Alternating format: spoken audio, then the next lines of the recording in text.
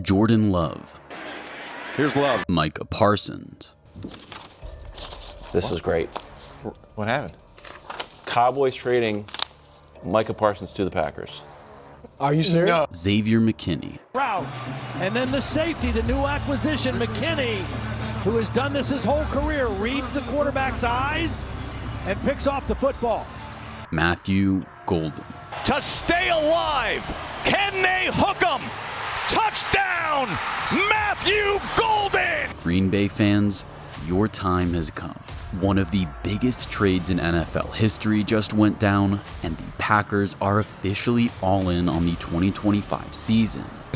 And all of a sudden, the Green Bay Packers draft wide receivers in the first round, and they trade for the highest paid non-quarterback in the history of the NFL. Welcome to the brand new Green Bay Packers. The already loaded NFC North has just gained another major player, and the implications could be huge. Between the young and surging offense and the now star-studded defense, it is time to admit that the 2025 Green Bay Packers are terrifying.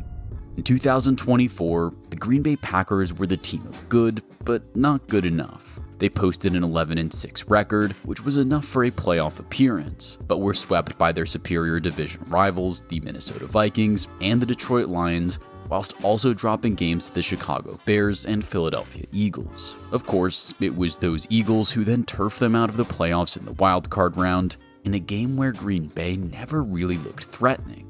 The bottom line was, this team was lacking star power on each side of the ball. On offense, it was that true number one receiver who Jordan Love could reliably go to when needed to make a big play. On defense, they were lacking a game-breaking pass rusher who could come up with a big stop at any moment. Well, heading into the 2025 season, both of those areas of weakness have been addressed, and they've been addressed in style.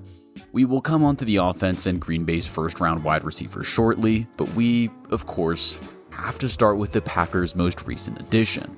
On Thursday, the 28th of August, 2025, Packers fans could not believe their eyes and ears as they found out that their team had traded for star Dallas Cowboys edge rusher Micah Parsons. Moves like this are truly rare. You barely ever see generational players in their prime moved, although it is fair to say that Dallas deviated from the norm considerably in 2025 when you also factor in the departure of Luka Doncic as well.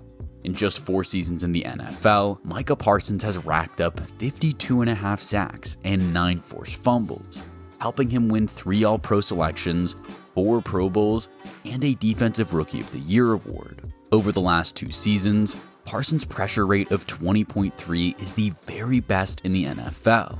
He truly is a one-man wrecking crew and the type of player who offensive coordinators need to alter their game plan around. That kind of game-breaking ability doesn't grow on trees.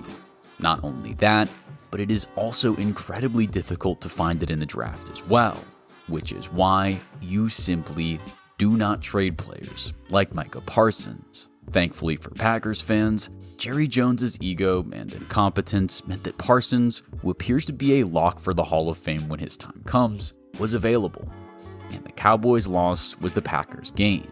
He provides Green Bay with the star power that their defense needed, partnering up with Rashan Gary as a formidable pass rush pairing.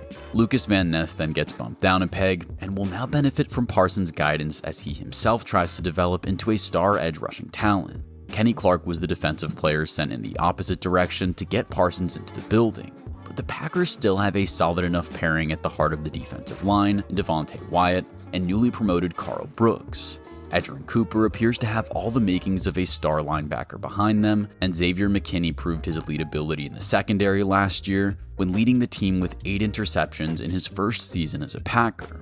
This unit thrived off interceptions last season, logging 17 of them, which was the 3rd most in the NFL. They really needed them though, considering they ranked 25th in the NFL with a 67.4% completion rate conceded. Now, with the departure of Eric Stokes and Jair Alexander this offseason, improving that pass defense wasn't going to be easy. Interceptions are very much the kind of statistic that can regress from one year to the next, which, in the case of the Packers, could put significant strain on the rest of the team. While Nate Hobbs certainly goes down as a very good offseason addition, Green Bay's cornerback room is certainly one of the areas of biggest concern for this team, or at least the unit that has the most question marks hovering over them. One way to help those guys out is to get quicker pressure on the quarterback, and you bet the Packers will have that in 2025 with Micah Parsons on the roster. Rashan Gary led this team in sacks last year with 7.5. This year, it will almost certainly be Parsons leading the way, but his presence alone will make picking up sacks easier for everybody else along the line. There's no two ways about it.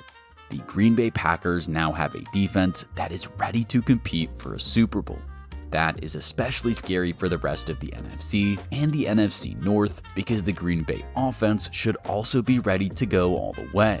Remember, Jordan Love had a lingering injury throughout essentially the entire 2024 season, and this team had the third most drops in the NFL, yet they were still a top 5 offense from a yardage perspective.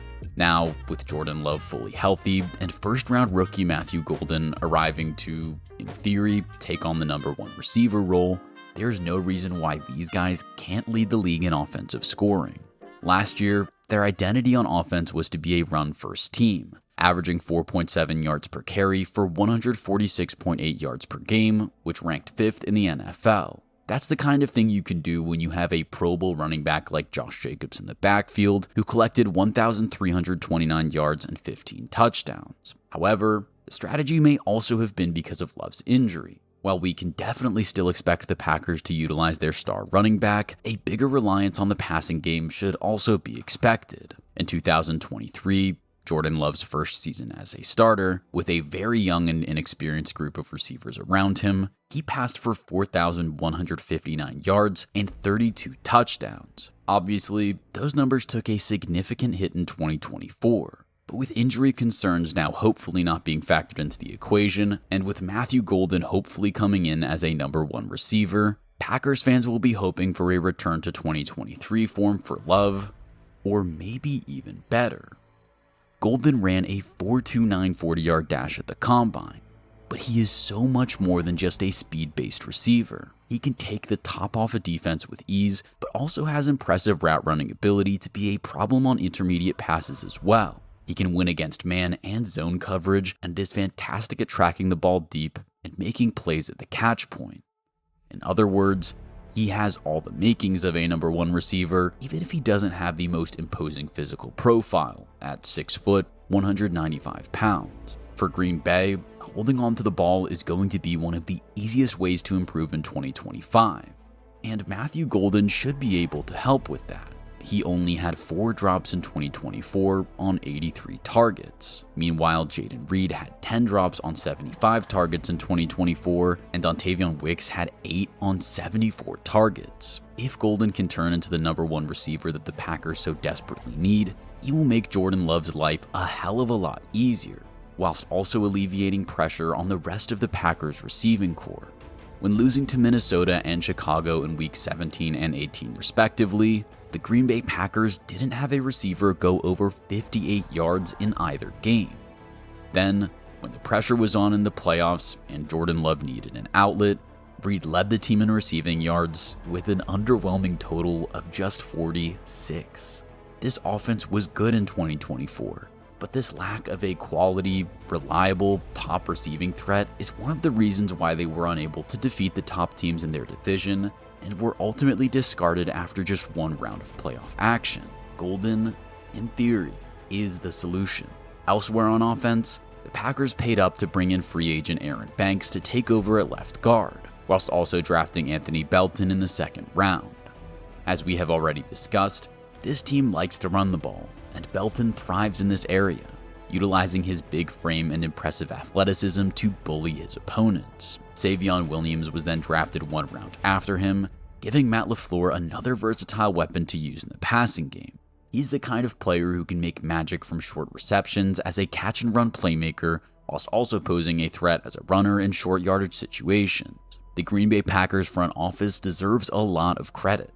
Heading into the 2025 offseason, they acknowledged that they were 1 key player away on either side of the ball, so they got to work. Now, Entering the regular season, they have managed to bring in Matthew Golden as the missing piece on offense and future Hall of Famer Micah Parsons as the missing piece on defense. Of course, the quality for the Green Bay Packers also extends to their personnel off the field, with head coach Matt LaFleur considered one of the best offensive minds in the league, and defensive coordinator Jeff Hafley proving himself to be a very capable defensive game planner. When you then remember that these guys are the youngest roster in the NFL, you start to think about how much of a problem they can be in the NFC for years to come. After the Micah Parsons trade, the Green Bay Packers are now second favorites in the NFC North, only marginally behind last year's division champs, the Detroit Lions. Don't be fooled though, this division is about as tough as it gets, with the highest quality of coaching talent pulling the strings and superstar players littered all over the other three rosters. Even with Micah Parsons in the building, finding form against the Vikings and Lions, who Green Bay have only beaten one time over the last 2 years, won't be easy. The NFC North is surely the best division in the entire NFL, therefore the margin for error will be minuscule. That said, it's not as if there aren't potential chinks in the armor for Green Bay's division rivals. The Detroit Lions have suffered an almighty brain drain this offseason, with coordinators Ben Johnson and Aaron Glenn both leaving to take on head coaching positions. Then, in Minnesota, the Vikings waved goodbye to the quarterback who led them to a 14-3 record and are handing the keys of the offense over to JJ McCarthy, a sophomore quarterback who is returning from a serious knee injury and did not play a single snap of his rookie season. Yes, he has looked promising in preseason, but the reality is, you never know how that will translate to regular season football, and a slow start could be the difference between Minnesota winning the division and falling short. Finally, we have the Chicago Bears. Once again, they have made a claim for being the winners of the offseason, but I think we've all heard that before. Chicago got the hottest head coaching candidate on the market by stealing Ben Johnson away from Detroit, but this is undoubtedly a franchise where success must be seen before it can be believed. The most likely outcome is that all 4 teams in the NFC North play very high quality football in 2025, but as the team benefiting from the most stability year on year, Green Bay Packers fans must be feeling pretty good about their chances. In Micah Parsons, they have a generational edge rusher coming in as the missing piece on defense. And in Matthew Golden, they may well have the #1 wide receiver they need to unlock the offense. We certainly think the 2025 Green Bay Packers are terrifying. The question is, do you agree? Let us know in the comments.